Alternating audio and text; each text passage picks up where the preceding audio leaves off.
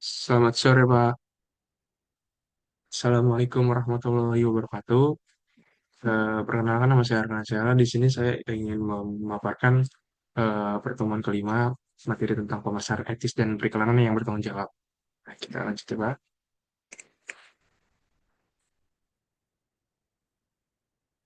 Ya, oke. Oke. Latar belakang ya. Di tengah ekosistem bisnis modern yang dibicarakan persaingan pasar global yang sangat ketat, perusahaan itu dituntut untuk memiliki strategi komunikasi pemasaran yang agresif demi menjangkau konsumen secara luas. Namun, masifnya arus informasi dan bujukan komersial ini seringkali membawa dampak ganda yang mengkhawatirkan di tengah masyarakat, seperti memicu perilaku misterius, individualitis, sehingga terbentuknya budaya konsumtif yang pasif akibat keterbatasan publik dalam menilai kebenaran pesan iklan. Kondisi inilah yang melahirkan urgensi mengenai pentingnya integrasi nilai moral ke dalam aktivitas perdagangan melalui konsep pemasaran etis dan periklanan yang bertanggung jawab, di mana bisnis tidak boleh lagi dipandang semata-mata sebagai instrumen mencari keuntungan finansial jangka pendek dengan menghalalkan segala cara. Selanjutnya ada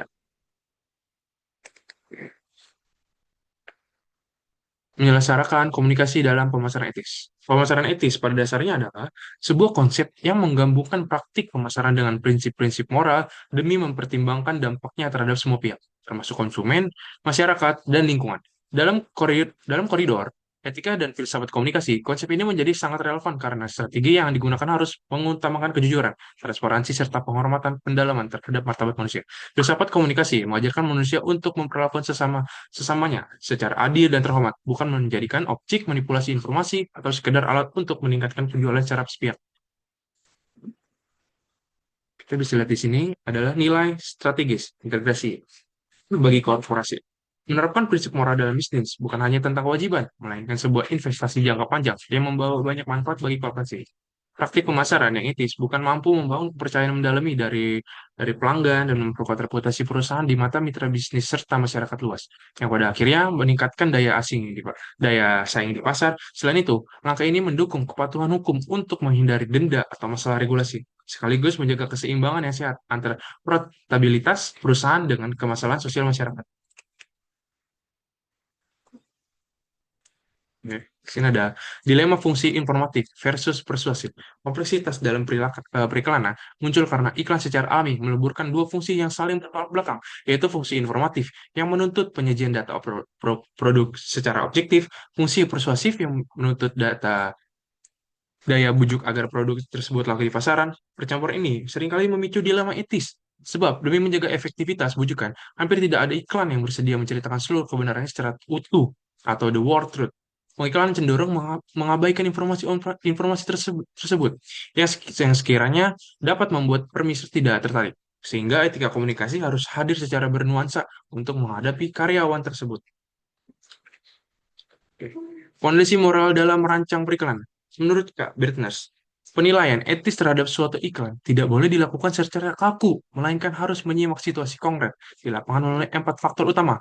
Evaluasi ini dimulai dari maksud atau niat pengiklan dalam merancang kampanye, diikuti dengan penilaian terhadap isu atau konten iklan itu sendiri. Faktor berikutnya adalah keadaan publik yang dituju selaku target pasar agar pesan yang disampaikan tidak memperlebar kesenjangan sosial serta faktor kebiasaan di bidang periklanan yang harus senantiasa tunduk pada norma tradisi dan nilai kesopanannya disepakati oleh masyarakat setempat.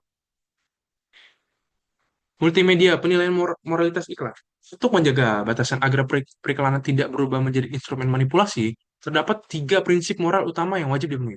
Pertama nih, adalah prinsip kejujuran, yang menuntut agar konten iklan benar-benar mencerminkan realitas produksi barang atau jasa tanpa manipulasi. Yang kedua adalah prinsip pribadi yang menekankan penghormatan terhadap martabat manusia serta otonomi konsumen untuk memilih secara bertanggung jawab. Dan yang ketiga adalah bertanggung jawab sosial yang melarang segala bentuk manipulasi psikologis merugikan seperti menggunakan taktik subliminal, advertising di bawah ambang kesadaran maupun eksploitasi agresif yang ditargetkan kepada anak-anak sebagai kelompok yang rentan.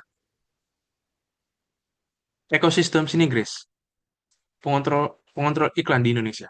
Demi mengimbangi karyawan manipulasi informasi, di Indonesia ini menerapkan sistem pengawasan tiga lapis yang berjalan secara sinergis. Lapisan pertama adalah pengawasan pemerintah melalui lembaga BPOM yang bertugas meregulasi akurasi iklan, makanan, dan obat-obatan demi keselamatan publik.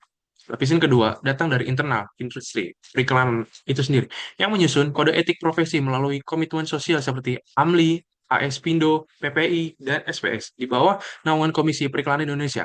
Akhirnya, yang ketiga adalah lapisan kontrol kritis dari masyarakat. Konsumen dan lembaga swadaya seperti YLKI yang aktif memberikan umpan balik serta menyuarakan protes jika ditemukan pelanggaran etika. Refleksi kasus pelanggaran etika di dunia nyata.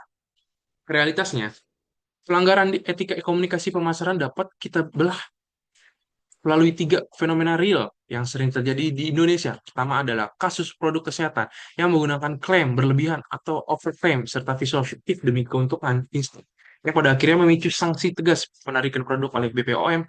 Kasus kedua adalah fenomena perang iklan agresif antar operator seluler yang secara vulgar saling menjatuhkan di ruang publik. Sebuah praktik yang melanggar fitur maksud periklanan dan norma kesopanan timur sehingga memicu teguran dari KPI. Dan kasus yang ketiga adalah eksploitasi anak-anak melalui iklan game online atau, atau makanan cepat saji dengan visual adaptif yang mengorbankan tanggung jawab sosial demi keuntungan komersial sehingga memancing gelombang protes dari komunitas orang tua dan YLKI. Kesimpulannya adalah, model ke depan, sebagai penutup, dapat disimpulkan bahwa pemasaran etis dan periklanan yang bertanggung jawab merupakan kunci utama bagi keberlanjutan bisnis jangka panjang yang seimbang antara profitabilitas dan kemaslahatan sosial untuk membentuk ekosistem yang lebih sehat ke depan. Para pelaku bisnis disarankan untuk berhenti memandang konsumen sebagai objek yang mudah dipermainkan dan mulai menetapkan mereka sebagai mitra sejajar yang cerdas. Di samping itu, penguatan regulasi dari lembaga pengawas dan peningkatan literasi kritis konsumen harus terus didorong secara konsisten demi menegakkan nilai moral dan hukum yang berlaku. Oke, Oke, sekian materi yang saya paparkan. Kurang lebihnya mohon maaf. Wassalamualaikum warahmatullahi wabarakatuh.